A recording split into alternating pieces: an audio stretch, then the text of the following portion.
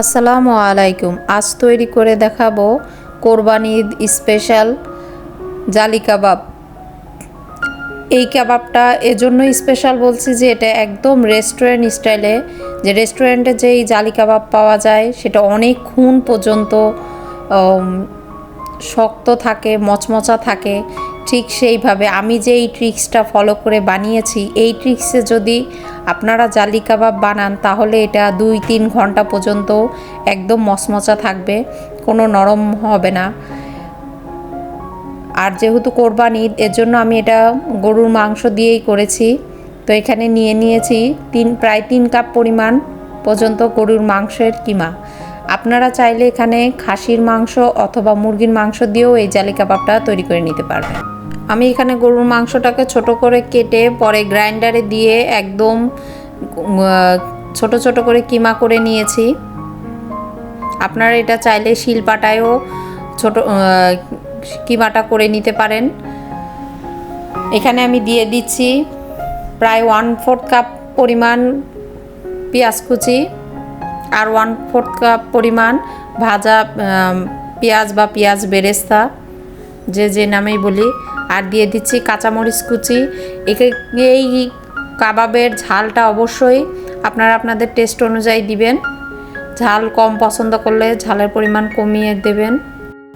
এখন দিয়ে দিচ্ছি এখানে 1/2 চা চামচ পরিমাণ গোলমরিচ গুঁড়া, প্রায় 1/2 টেবিল চামচ পরিমাণ এখানে লবণ দিয়ে দিচ্ছি। লবণটাও টেস্ট অনুযায়ী দিবেন। আর এখানে যেহেতু পরবর্তীতে আরও কিছু সস যাবে, এর জন্য আমি লবণটা ফার্স্টে একটু কমই দিয়েছি। আর এখানে দিয়ে দিচ্ছি ধনিয়া গুঁড়া 1 চা চামচ পরিমাণ, আর 1 চা চামচ পরিমাণ দিয়ে দিচ্ছি মরিচ গুঁড়া।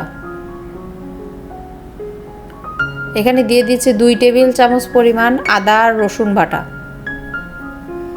এখানে আমার আদা রসুন একসাথে করা আছে। আর 1/2 টেবিল চামচ পরিমাণ জিরা বাটা। এখানে চাইলে শুকনা ভাজা জিরার বাটাটাও বা গুঁড়াটাও ব্যবহার করতে পারেন। এখানে দিয়ে দিচ্ছি 1/2 টেবিল চামচ পরিমাণ ভিনেগার আর 1 চা চামচ পরিমাণ সয়া সস। এখানে ভেজে রাখা বেসন দিয়ে দিচ্ছি 2 টেবিল চামচ পরিমাণ। আর এখানে কিছুটা 50% সিদ্ধ করা ছোলার ডাল, এই ডালটা আমি এখানে দিয়েছি যে খেতে গেলে বা খাওয়ার সময় দেখলে টেস্টে এটা ডালের টেস্টটা ভালো লাগে, তাই চাইলে আপনারা এখানে ডালটা স্কিপও করতে পারেন। আর এখানে দিয়ে দিলাম প্রায় 2 চা চামচ পরিমাণ শাহি গরম মশলার গুঁড়া। এই গরম মশলার রেসিপিটা আমার ইউটিউব চ্যানেলে অলরেডি আপলোড করা আছে, চাইলে আপনারা দেখে নিতে পারেন। লিঙ্কটা আমি ডেসক্রিপশন বক্সে দিয়ে দিব। 1 টেবিল চামচ পরিমাণ টমেটো সস দিয়েছি। আর দিয়ে দিচ্ছি 1 মোট পরিমাণ ধনেপাতা কুচি।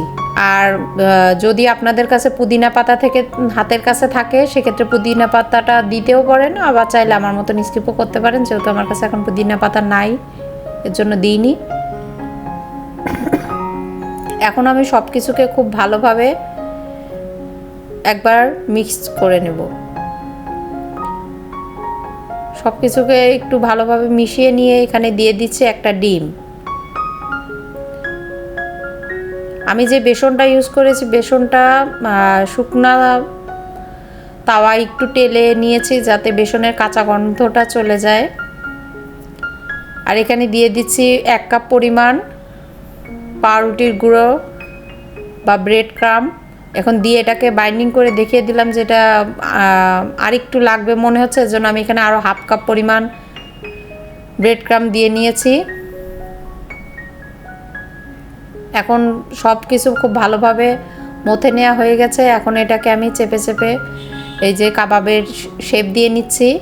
এখানে আমি একটু দ্রুত দেখিয়েছি, কারণ কাবাবের শেপটা আমরা সাধারণত সবাই দিতে পারি, আর এইভাবে আমরা করি। সেম একইভাবে আমি সবগুলোকে কাবাবের শেপ দিয়ে নিচ্ছি। এই তো আমার সবগুলো কাবাব বানানো কমপ্লিট। এই যে এখানে এবার করছি কি, একটা বড় প্লেটে কিছু ব্রেড ক্রাম্ব নিয়ে নিয়েছি। চাইলে আপনারা এই পর্যায়ে বিস্কুটের গুঁড়াটাও ইউজ করতে পারেন। আর দেখেন আমি এটা কিভাবে করছি। কিছুটা ব্রেড ক্রাম্বের ভিতরে কাবাব ডুবিয়ে তারপরে সেটাকে হাত দিয়ে চেপে বড় করছি, আবার চেপে চেপে একটু ছোট করে আবার একটু ঘুরিয়ে নিয়ে আবার একটু বড় করছি। এইটা করলে হয় কি যে কাবাবটা একদম রেস্টুরেন্ট স্টাইলে পাতলাও হয়ে যাচ্ছে, বড় সাইজ হচ্ছে। সাধারণত জালি কাবাবটা এইভাবেই করা হয়।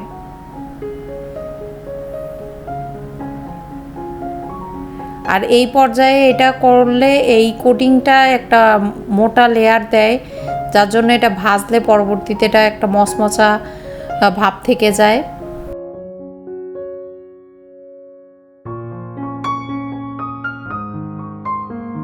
কাবাবের মিক্সচারের সাথে যখন আমি এটা ভিনেগার আর সয়া সস দিচ্ছি, সেই কারণে এটাকে আর মেরিনেশন করে রাখার কোনো প্রয়োজন নেই। এটা এখন তৈরি করেই আমরা সাথে সাথে ভেজেই খেতে পারবো। মাংসটা আর এত মিহি কিমা, যেটা ভাজাতেই সম্পূর্ণ কুক হয়ে যাবে। মেরিনেশন করারও কোনো ঝামেলা নেই, বাটাবাটি ঝামেলা নেই। খুবই সহজ একটা কাবাব রেসিপি। আর এটা একটু আপনারা দেখে বুঝে নেবেন যে আমি এই কাজটা ঠিক কিভাবে করতেছি। এখানে আপনাদের বোঝানোর জন্য আমি একটু পরপর তিনটা বানিয়ে দেখিয়ে দিলাম। এই যে হাত দিয়ে চেপে বড় করছি, আবার ছোট করে, আর এটা থিকনেসটাও আমি দেখিয়ে দিচ্ছি যে এরকম হবে।